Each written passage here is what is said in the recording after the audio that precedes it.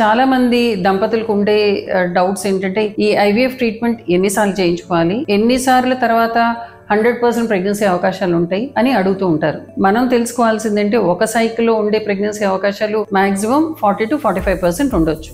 ఒక cycle ఐవీఎఫ్లో pregnancy రాలేదు కాబట్టి ఇంకా మళ్ళీ ఎప్పటికీ రాదు అనేది అట్లా ఏమీ ఉండదు. ఐవీఎఫ్ని మల్టిపుల్ టైమ్స్ ఎక్కువ సార్లు చేయించుకున్నప్పుడు ఒకసారి కాకపోతే ఇంకోసారి అయ్యే దంపతులు చాలా మంది ఉంటారు. ఇప్పుడు మనం 3-4 సార్లు ఐవీఎఫ్ పద్ధతి చేసే లోపల దాదాపుగా 80 నుంచి 90% ప్రెగ్నెన్సీ వచ్చే పాసిబిలిటీస్ ఉంటాయి. కొంతమంది ఎన్నిసార్లు చేయించుకోవాలి అని అడిగే వాళ్ళు ఉంటారు. నిజం చెప్పాలంటే ఎన్నిసార్లు చేయించుకోవాలి, దీనికి లిమిట్ ఉంది అని అంటానికి లేదు. ఇప్పుడు కొంతమందికి 8వ సార్లు ఐవీఎఫ్ లో ప్రెగ్నెన్సీ వచ్చిన వాళ్ళు ఉన్నారు, 10 times అవసరం పడిన వాళ్ళు ఉన్నారు. అట్లానే 10 cycles ఐవీఎఫ్ చేసి ప్రెగ్నెన్సీ రాని వాళ్ళు కూడా ఉండొచ్చు. ఇప్పుడు జపాన్ లాంటి కంట్రీస్ లో అయితే చాలా సైకిల్స్, బికాజ్ వాళ్ళు ఎక్కువ మంది న్యాచురల్ సైకిల్స్ ని ఫాలో అవుతారు.